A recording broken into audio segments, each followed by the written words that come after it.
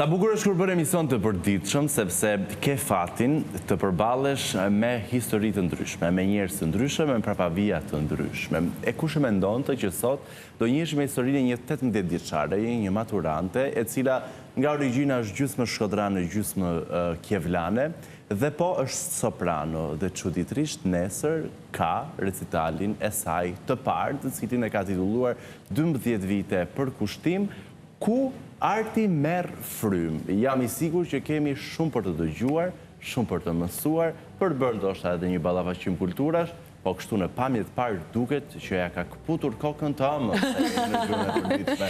Me shumë kënaqësi, Shkodrano Kjevlanën, Albana Bajraktari, Albana, soprano. Shumë kënaqësi që të kemi në studio. Kënaqësia është e ime. Vajza që gjeshin syt. Faleminderit, kënaqësia është e ime. Mirë, Albana, le ta nisim pak me ty në aspektin personal. Tani, me qënë se pak e prezentuam historinë tënde, nga baba je shkodrane, shqiptare, nga nëna je ukrainase, emri Albana, besoj ishte dëshirë e madhe e babait, apo jo? E kundërta. E kundërta. Na trego pak historinë e emrit, përpara se të shkojmë te ajo çfarë na pret nesër. Atëherë, emrin ma ka vendosur mami. Në fillim kishte dëshirë të ma vinte Albina, për shkak se është edhe emri për hapur goxha edhe në Ukrainë. Dhe pa pritur dëgjoj versionin me ndrimin e një shkronje. U dashurua me këtë emër dhe përfundova Albana. Ja ku jemi me Albanën sot, e cila u rrit mes dy kulturave, mësoj shumë nga dy kulturat edhe besojmë shiri shumë nga dy kulturat. Çfarë të pëlqen më së shumti kur bën këtë krahasimin, se çfarë konsumon nga ana e babit dhe çfarë konsumon nga ana e mamit? Për ushqimet po flas. Për ushqimet? Kush mbizotron? Çfarë mbizotron në shtëpi? Në shtëpinë time mbizotrojnë në fakt më shumë shqiptare, kurse ukrainaset janë për festa. Janë për festa, pra për festa vendos mami, më duket. Për festa vendos mami, me ndihmën time, normali. Me ndihmën tënde. E ndihmon në gatimet, cili është një gatim të cilin e bëni së bashku? Atëherë, në fakt, tavolina jone preferuar për sa I përket gatimeve, ukrainase është tavolina e vitit ri.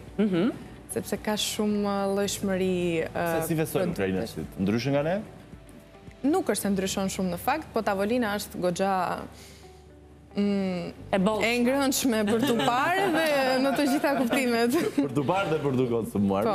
E nisi me pasionin tënd, që mendoj është ti jeton me muzikën, sidomos muzikën lirike, apo e kam gabim këtu, sepse kam përshtypjen që edhe eksploruar midis zhanrave dhe rrymave. Po, është shpirti im eksplorues që nuk rrin dot në një vend, po... Se të kemi parë, po. Faleminderit. Në fakt, muzika klasike është primarja ime, të cilën e bëj me shumë pasion. Jam verbërisht e dashuruar pas profesionit që kam vendosur të zgjedh dhe gjës që bëj. Dhe ti vjen me një recital. Në trego për recital, për parë... 12 vite për kushtim, kur arti merr frymë. Është recitali. Atëherë, recitali është me rastin e 12 mbarimit të 12 viteve në shkollën e liceut, Gjeut Artistik Jordan Misja.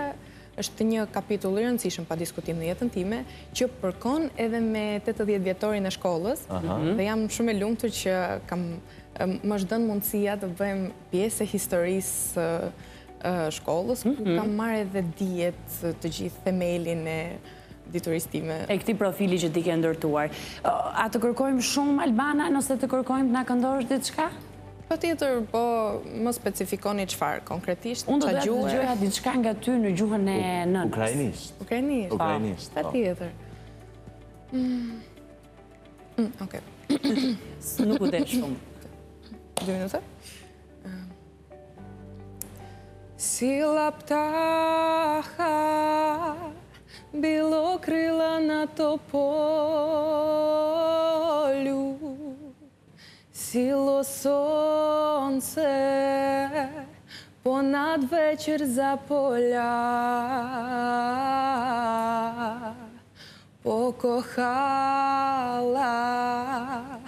покохала я до болю молодого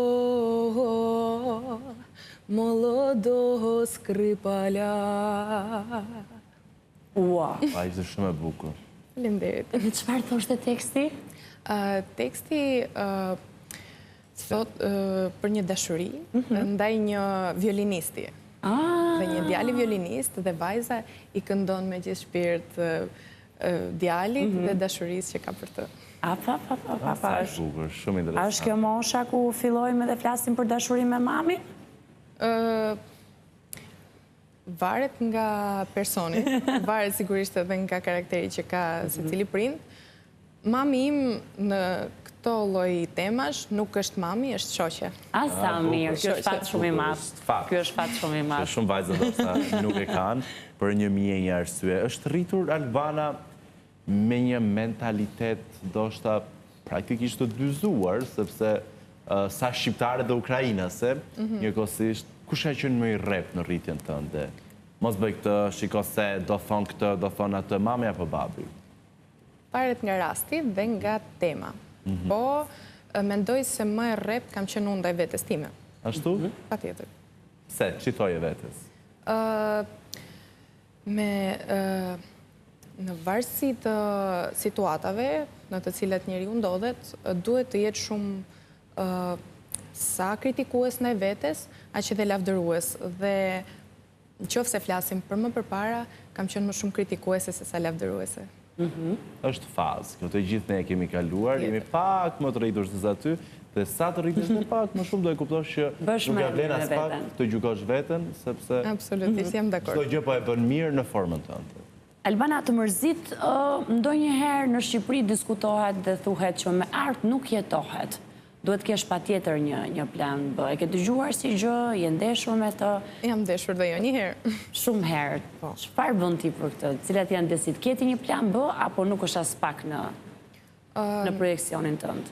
Në fakt, mendoj, dhe është një nga mesazhet kryesor që mundohem t'i përcjell njerëzve, me aq sa arrit ta bëj, është se njeriu pavarësisht çdo gjë, pavarësisht çdo vështirësie duhet jetë I dashuruar me profesionin që ka, duhet ta doj atë që bën, që në momentin që ti je shef dhe njeriu t'i shndrisin syt, aty ti e kupton që plan B nuk ekziston. Nuk ekziston as pak. Nuk ka vend për plan B. Dhe jemi të lumtur që ke këtë gëzim dhe shkëlqim në sytë e tu, se mos po flasim për muzikë shumë e dallueshme dhe e ndjeshme. Faleminderit. Nga ana tjetër, unë të doja ta pyesja se Suryani e ka thënë disa herë dhe me të drejtë. E ke dëgjuar shprehjen e famshme me Ken Shkodran, Tana I ban? Tana I ban, po. E beson? Përvoja ka treguar që është e vërtetë. Faleminderit. Alba do një brufen? Jo, më pëlqeu shumë. Nesër recitali dhe patjetër që duhet ta thot me Ken Shkodran, Tana I ban. Dhe jam I sigurt që ke shumë për treguar. Ndërkohë, regjia po luaj një video të ndën ku kemi mundësinë të dëgjojmë edhe potencialin tënd vokal. Ku është këtu? Ku jeti këtu? Këtu jam në sallën e liceut, më shoqëron pianistja ime që e kam shumë xhan, Zlata Haka. Video është realizuar nga Albanian Night. Dhe shumë faleminderit, ka qenë një video, një eksperiencë e jashtëzakonshme. Nuk kam fjalë, kam krijuar një pikturë, jo, nuk e quaj dot as cover, as arje, është art. Është art, edhe duket shumë bukur, edhe dukesh shumë bukur. Faleminderit. Tani, këtë talentin tënd, si mendon, e ki marrë nga babai Shkodran apo nga mami Ukraina? Se për muzikën, çuditërisht, çdo familje Shkodran e ka një artist. Por çuditërisht, çdo familje ukrainase e ka një artist. Për gjithë ata që ndoshta kanë humbtuar pak mbi Ukrainën, e dinë që ukrainësit janë shumë prirur drejt artit. Po, e vërtet. Ku e ki marrë të damarën artistes? Si që the dhe vetë, pak nga Shkodra, pak nga Ukraina, I kam bashkuar të dyja janë bërë si një mix. Dikush në familje lidhje me muzikën? Në fakt, jo, në lidhje të drejt për drejt me muzikën nuk kam patur, po kam të dhëna që gjenetika e të dyja krave mi ka dhënë me shumë bujari. Nuk është mangë dot, po lidhje të drejt për drejt me muzikën nuk ka patur njeri. Ti e para që ndërton dinastin. Eksakt. Shpresoj që të jetë dinasti. Me zemër. Albana, prania e kujt e emocionon shumë? kur ti je në skenë, prania e kujt në publik të bëjnë që zemra të rrahë më shumë se zakonisht? Prania e njerëzve që besojnë tek ajo që bëj. Do thënë, prania e njerëzve që në momentin kur dalë në skenë, ata janë bashkë me mua në atë moment. Dhe i falenderoj jashtëmase shumë për mbështetjen që më japin si prindrit, si pedagogja ime Zysherina Balla. E përshëndesi me shumë dashuri. Të gjithë pedagogët e tjerë, edhe ish pedagogën time të violinës, Zysh Pranvera Tego, e cila më mbështet po aq shumë sa dhe Zysha e Kantos, edhe njerëzit të cilat i quaj pas kuintave.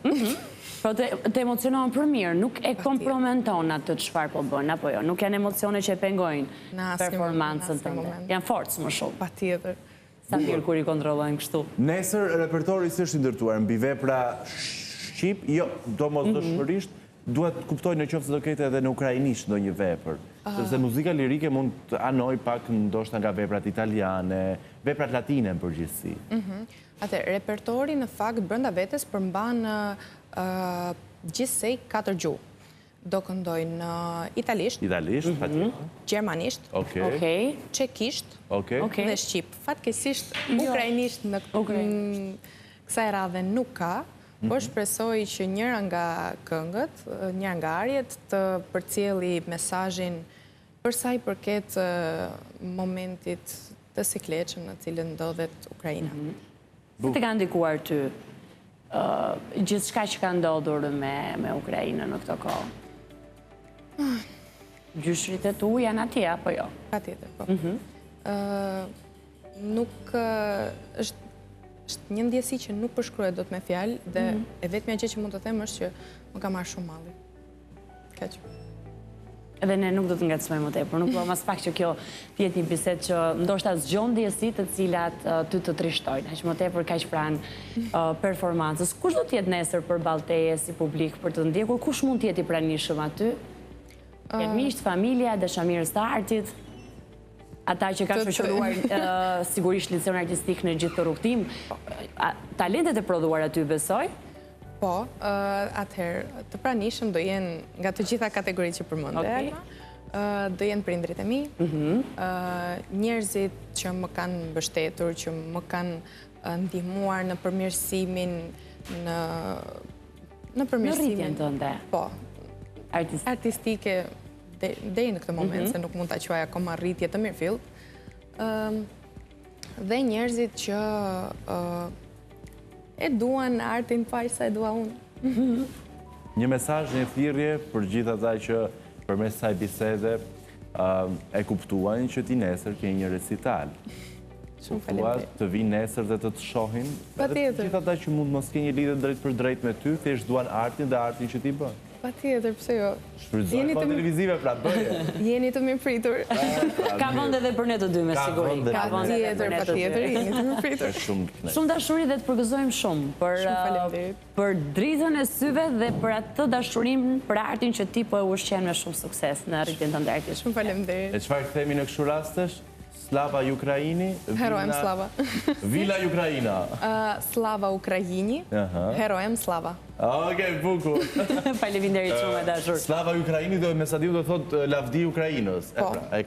Dhe përgjigja që është në këtë rast është lavdi heronjve. Lavdi heronjve. Na i vetë për përgjigjen. Me një artiste shkodrano kjevlane.